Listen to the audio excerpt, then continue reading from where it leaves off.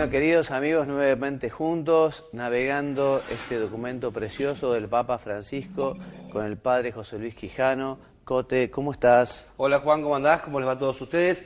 Bueno, seguimos avanzando y hemos hecho un itinerario interesante, viendo primero desde lo que nos anuncia el Evangelio y nos propone, y ahora cómo lo llevamos a la obra, ¿no? En definitiva, cómo se encarna el Evangelio. Y estamos empezando el cuarto capítulo, lo enunciamos en el último programa.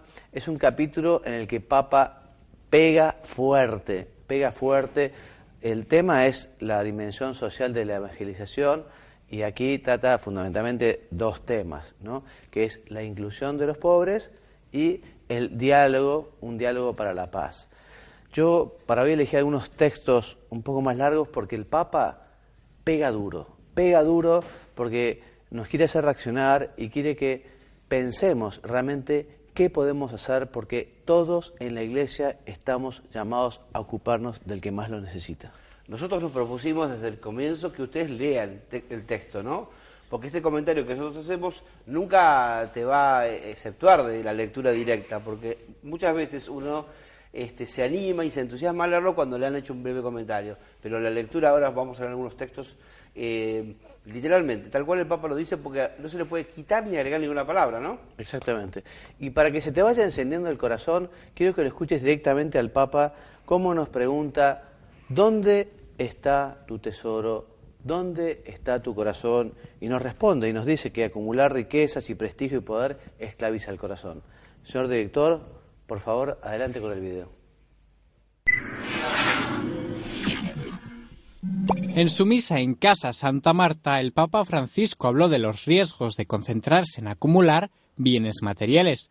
Puso como ejemplos la riqueza, el prestigio o el poder. Qui è il messaggio di Gesù. Ma se il tuo tesoro è nelle ricchezze, nella vanità, nel potere, nell'orgoglio, il tuo cuore sarà incatenato lì,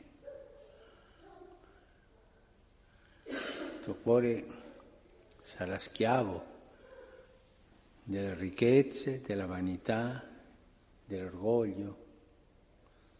È quello che Gesù vuole che noi avessimo, un cuore libero. E questo è il messaggio d'oggi. Francisco explicó que el amor, la paciencia, servir a los demás y adorar a Dios son tesoros del cielo. Añadió que dan alegría y luz y hacen que el corazón mejore con los años como el buen vino.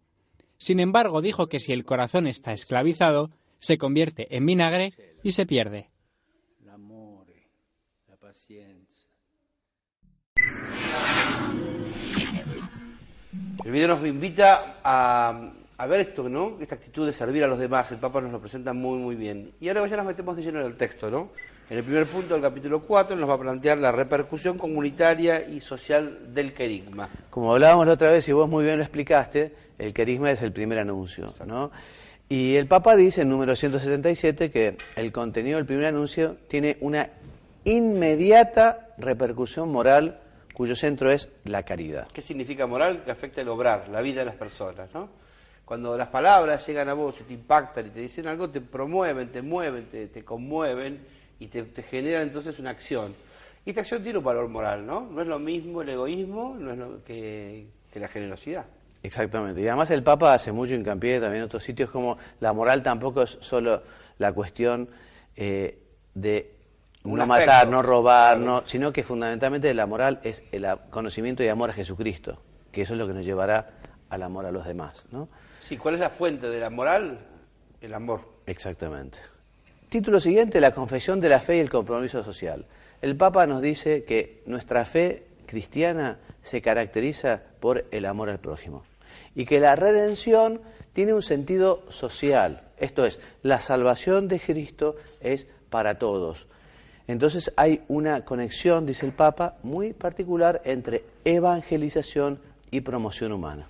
Claro, porque nosotros no podríamos excluir a nadie en el anuncio del Evangelio, no podíamos discriminar, decir, bueno, algunos sí, otros no. El anuncio de Jesucristo es universal, va a todas las personas y todos los corazones están de alguna manera ya esperando, anhelando la voz del Señor. Y esto hace que al tocarte la palabra del Señor, el Evangelio, ¿no?, la buena noticia, te despierte el compromiso con los hermanos y la acción social. El Papa, como para fundamentar lo dicho, toma algunos textos de la Escritura que te voy a leer. El primero es el capítulo 25 de San Mateo, que dice: lo que hicisteis a uno de estos hermanos míos más pequeños, lo hicisteis a mí. Te propongo esos textos para que después despacio los medites, o cuando leas el texto los pienses. Mateo séptimo capítulo: con la medida con que midáis, se os medirá. También San Lucas: sed compasivos como vuestro Padre es compasivo, no juzguéis y no seréis juzgados, no condenéis y no seréis condenados, perdonad y seréis perdonados, dad y se os dará, con la medida en que midáis, se os medirá. En definitiva, la Escritura siempre nos lleva a creer para que, en función de esa fe que tenemos, obremos de modo coherente. ¿Qué es lo que más convierte a alguien? La coherencia de vida, el testimonio. Y si una fe va divorciada del obrar, si yo digo una cosa y proclamo como fe una cosa y por otro lado hago otra que niega o está opuesto, eso es como borrar con el codo lo que escribimos con la mano, ¿no? Exactamente. En este mismo sentido, el Papa cita a Benedicto XVI, motu propio, que dice: el servicio de la caridad es también una dimensión constitutiva de la misión de la Iglesia y expresión irrenunciable de su propia esencia. Cuando dice que es constitutiva, hay que decir que está en su propia naturaleza, en su esencia. Son tres las patas en las que la Iglesia basa su naturaleza. Una, el anuncio, del cual venimos hablando, que es la evangelización. El anuncio, la dimensión profética. La Iglesia anuncia la salvación de Jesús. La acción social, que estamos ahora entrando, que es la segunda pata, es este anuncio se convierte en obrar, se convierte en testimonio, se convierte en transformación del ámbito social. Y la tercera pata es la vida de alabanza y de oración, en la cual nosotros absolutamente nos comunicamos con Dios a través de las oraciones y de todo lo que es la liturgia. Bueno, el reino de Dios nos reclama, y el Papa en el número 180 nos dice que la propuesta del Evangelio no es solo una relación personal, individual con Dios. El número siguiente nos recuerda lo del Evangelio de Mateo: ir por todo el mundo, anunciar la buena noticia a toda la creación. Y el Papa también nos recuerda que nada de lo humano puede resultarnos extraño. El hombre es co-creador, perfecciona la naturaleza, no desde una perspectiva meramente técnica, digamos, hacerla más perfecta, más lustrosa, más brillante, sino que sigue creando, sigue perfeccionando, y también perfecciona el obrar humano. Por eso no es asistir al pobre, sino que es promover a quien menos tiene para que alcance su verdadera dignidad.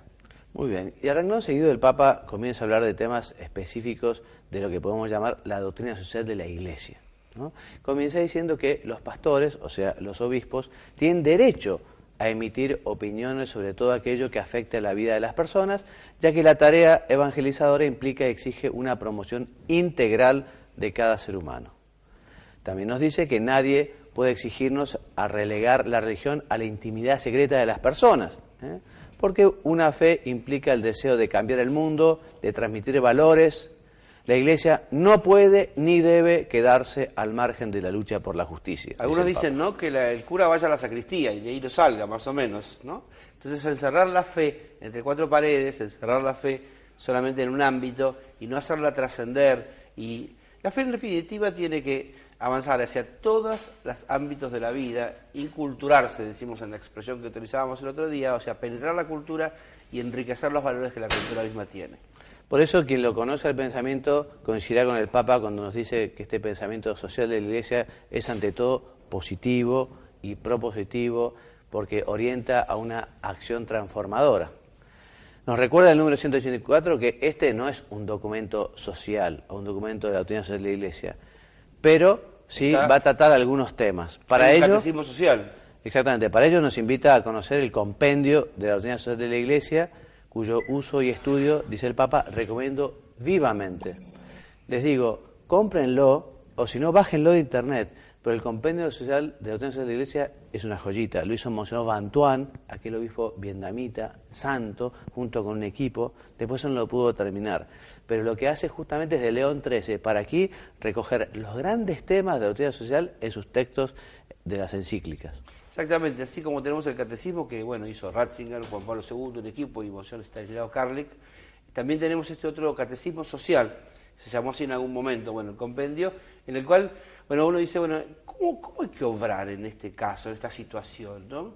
Y sobre todo cuando las situaciones involucran a más de una persona, ¿no? La justicia es la clave, es la virtud, ¿no?, que hay que desarrollar clave en lo que es los vínculos humanos.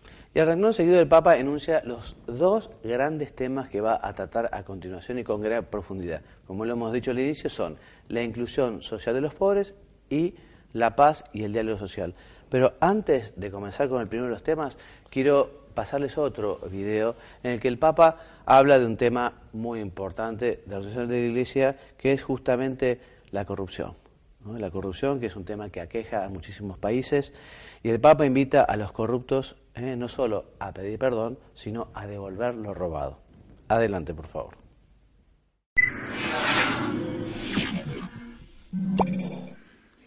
En su misa en Casa Santa Marta, Francisco pidió a los cristianos que condenen la corrupción, pero que también recen para que los corruptos cambien de vida. Quando noi leggiamo sui giornali che questo è corrotto, quell'altro è un corrotto, che ha fatto quell'atto di corruzione e che la tangente va di qua e di là e anche tante cose, anche di alcuni prelati,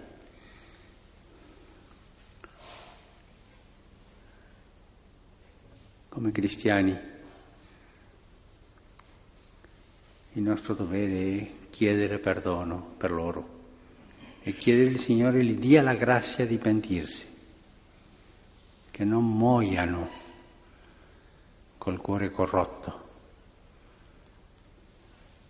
perché saranno i cani dell'inferno a lambere il loro sangue.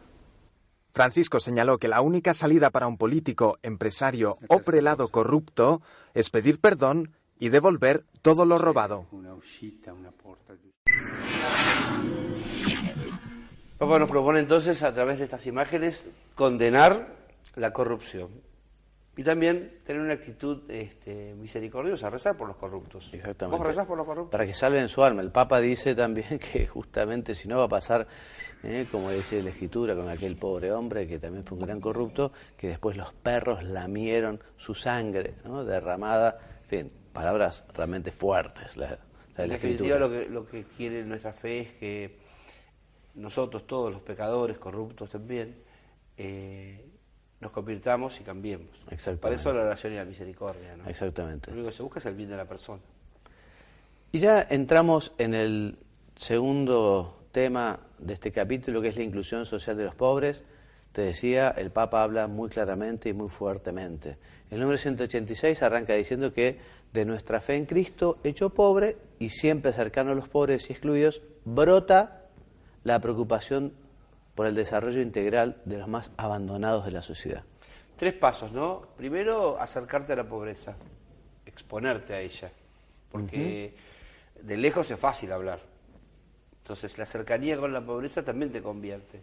Segundo lugar, otro paso más es, bueno, proponerte hacer alguna acción concreta, es decir, bueno, colaboro en la transformación. Y finalmente, asumir la pobreza también como causa. En este caso, el Papa nos lo está proponiendo como una motivación muy profunda de la vida evangélica.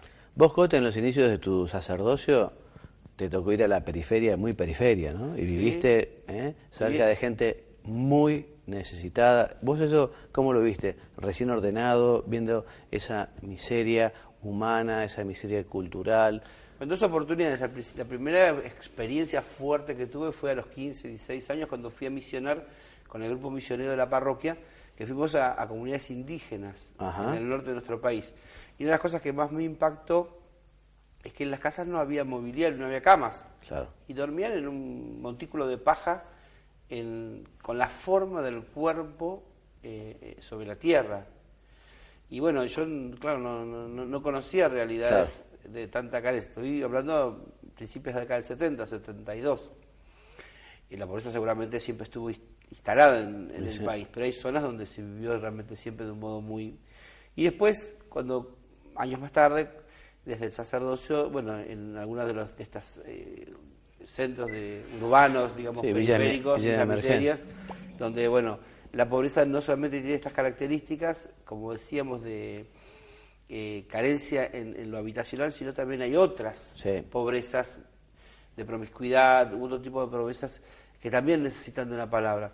Y lo que sí te podía contar como muy positivo, tanto en una experiencia cuando tenía 15, 16 años, que me transformó la vida a mí, como después más tarde, ya casi a los 30, con el sacerdocio, fue que uno cree que no va a ser receptivo el anuncio de Cristo en una zona tan pobre. Y no, es al revés. Sí.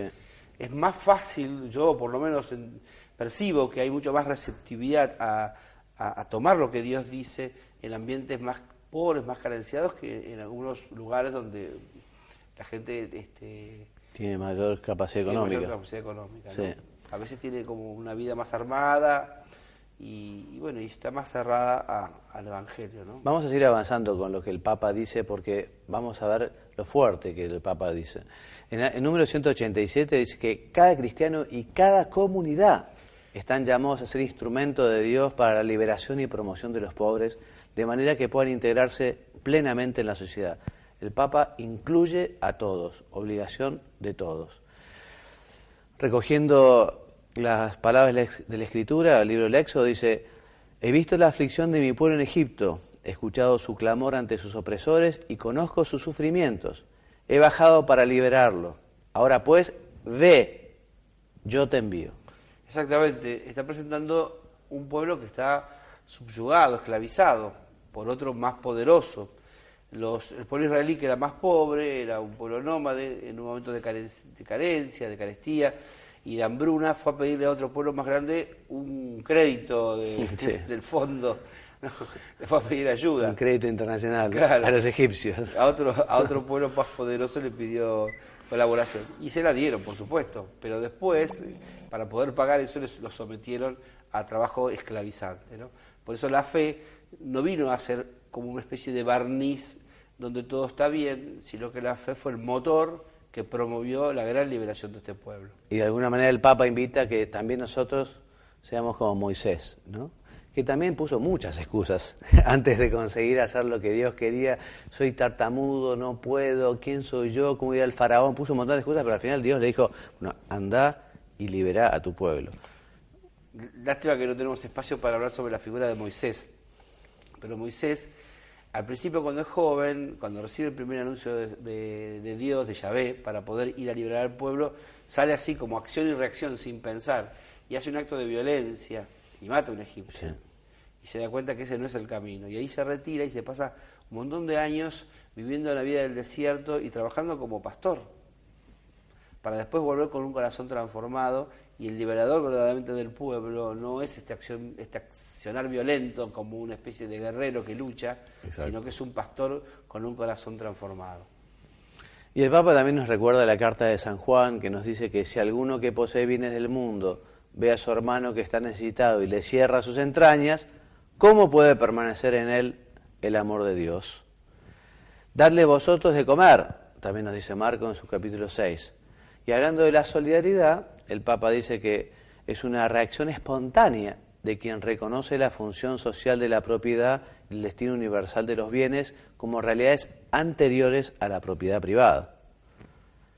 Sí, el tema de los bienes, que habíamos comenzado hablando sobre atesorar, ¿no? Sí. ¿Dónde es el corazón? ¿Dónde es tu tesoro? Está tu corazón, ¿no?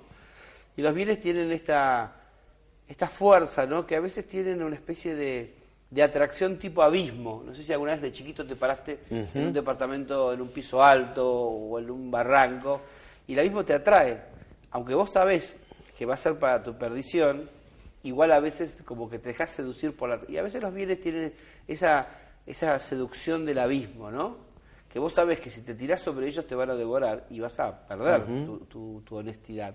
Por eso, el tratamiento de los bienes es un tratamiento que una vez necesitas una vida para aprender. Vos señorear sobre ellos, exacto, y no que ellos te dominen, exacto, o te atraigan de modo abismal. Y también nos recuerda el Papa que el planeta es de toda la humanidad y para toda la humanidad. Todos estamos obligados a cuidarnos, ¿no? Y sobre todo los más favorecidos deben estar al servicio de los demás, recuerda. Por eso los cristianos, alentados por sus pastores, están llamados a escuchar el clamor de los pobres. Te voy a leer, Cote, o léeme vos, lo que dijo la Conferencia Nacional de Obispos en Brasil en el año 2002. Un texto muy lindo, en el número 191, que el Papa lo toma en su totalidad. Dice así la Conferencia Nacional de los Obispos de Brasil en abril del 2002. Deseamos asumir cada día las alegrías y esperanzas, las angustias y tristezas del pueblo brasileño, especialmente de las poblaciones de las periferias urbanas y de las zonas rurales, sin tierra, sin techo, sin pan, sin salud, lesionadas en sus derechos, viendo sus miserias, escuchando sus clamores, conociendo sus sufrimientos. Nos escandaliza el hecho de saber que existe alimento suficiente, a la mala distribución de los bienes, de la renta. El problema se agrava con la práctica generalizada del desperdicio. O sea que los brasileños saben muy bien lo que es el sufrimiento, y este texto evidentemente no es solo para el Brasil, porque efectivamente en todos los países siempre hay gente que lo necesita, siempre que tiene esas necesidades básicas de las que nosotros tenemos que tratar de ocuparnos y ver por lo menos qué es lo que nos corresponde. El Papa dice que nuestro sueño vuela más alto todavía, ¿no? Que lo que quiere el Papa es que todos tengan prosperidad sin exceptuar bien alguno. Esto implica educación, acceso al cuidado de la salud y especialmente al trabajo, con un salario justo. Nos habla el Papa de la fidelidad al Evangelio para no correr en vano, y en el número 193 nos dice que releamos algunas enseñanzas de la palabra de Dios sobre la misericordia, y toma textos de la Escritura que vamos a leer. Felices los misericordiosos, porque obtendrán misericordia. El apóstol Santiago dice, no tendrá un juicio sin misericordia el que no tuvo misericordia. La limosna, el Antiguo Testamento, libra de la muerte y purifica de todo pecado. Y el eclesiástico, como el agua apaga el fuego llameante, la limosna perdona los pecados. La salud, la educación y el trabajo. Los estados son responsables y los gobiernos asumen entonces la responsabilidad del Estado. En realidad es toda la comunidad social la que es responsable de llevar adelante una estabilidad educacional que promueve la salud, y una salud que favorece y fortalece a los hombres para poder alcanzar el trabajo. Estas tres cosas, una es un círculo, ¿no es cierto? Se quiebra el trabajo, se pierde la salud, se pierde la salud, se pierde el trabajo. Si no hay educación, no puedes promover el trabajo. Por eso el Papa habla de que nosotros nos comprometamos, no uno desde afuera critica a los que hacen las cosas mal, sino también uno desde el propio lugar contribuya, ser buenos empresarios, ¿no es cierto? Exacto. Nosotros también generamos trabajo y damos trabajo. También nosotros procuramos la salud, o cuidamos la salud, o prevenimos la salud. También nosotros tenemos un rol fundamental en la educación de un pueblo. La educación en los valores que la Iglesia genera permanentemente a través de la catequesis y toda su acción evangelizadora fortalece entonces a un pueblo que quiere caminar laboralmente y también con una salud sostenida. Y Papa nos pregunta, ¿y por qué o para qué oscurecer lo que está tan claro? Porque lo viene describiendo con una claridad meridiana. Y nos recuerda, bueno, no nos preocupemos solo de no caer en los errores doctrinales, porque incluso, dice el Papa, a los defensores de la ortodoxia se dirige a veces el reproche de pasividad, de indulgencia o de complicidad culpable respecto a situaciones de injusticia. Y esto es un documento de la Congregación para la Doctrina de la Fe, una instrucción llamada Libertatis Nuncius. Entonces el Papa dice, hay un signo que no debe faltar jamás, la opción por los últimos, por aquellos que la sociedad descarta y desecha. Si vos apuntás bien lejos, ¿no es cierto?, a los últimos, bueno, a lo mejor llegás a los del medio, ¿no? Cuando a veces uno apunta solamente a los 2 o 3 que tenés cerca, entonces, bueno, evidentemente en tu presupuesto nunca van a estar aquellos que están más lejos, ¿no? Y a veces sufrimos de ese problema o de esa falta que es no ver más allá de nuestras propias narices, ¿no? Sí. Y que no es que los problemas están ahí tan cerca. Hay muchos que hay necesidades que no son necesidades sentidas, pero que son necesidades necesarias, que están a veces ocultas, ¿no? Y que uno no quiere. Muchas veces, a mí me pasó de pasar muchas veces por un lugar y no mirar o no ver, o dar vuelta a la cara, ¿no? Entonces hoy hay muchas pobrezas que empezaron a hacerse visibles. Sí. la visibilidad de ciertas realidades hace que lo que era periférico hoy también esté situado en el centro. Sí, yo que estoy predicando mucho este texto del Santo Padre, les animo a los que escuchan que lleven a oración estos temas, porque en la medida en que lo pongan a consideración, el Espíritu Santo les va a iluminar. Porque uno dice a veces, bueno, pero ¿yo qué tengo que ver con esta realidad? Si yo soy estudiante universitario o si yo estoy en un determinado lugar. Mira, el llamado es a todos, a todos. ¿Qué es lo que le corresponde a cada uno? Y cada uno lo verá. Pero tiene que hacer el esfuerzo de pensar, llevar oración. Y también, a mí no me cabe la menor duda, que si uno abre el corazón, se le va a cruzar el prójimo que uno tiene que ayudar, porque la providencia no es casualidad. Uno dice, bueno, ¿y por qué me toca a mí ayudar a esa persona? Porque mira, Dios te la puso en tu camino. O sea que es muy factible que esto sea la voluntad de Dios. De modo que eso, lleven estos temas a la oración, háblenlos con el Señor y pregúntenle, Dios mío, esto que el Papa dice, a mí, ¿qué me toca? ¿Qué tengo que hacer? ¿Cómo lo hago? ¿A dónde voy? Pero pongámonos en acción, que es lo que el Papa quiere. La pobreza es una virtud, la austeridad, ¿no? Pero cuando la pobreza se convierte ya, pasa ciertos umbrales, ¿no es cierto? Y ya entonces no hay ni siquiera para lo mínimo, lo básico, entonces ahí dejó de ser virtud para ser para todos una obligación de respuesta y de ayuda, ¿no? Como muchas veces la falta de respuesta o de equidad ante la necesidad ajena se revierte después en una amenaza de peligro. Muy bien.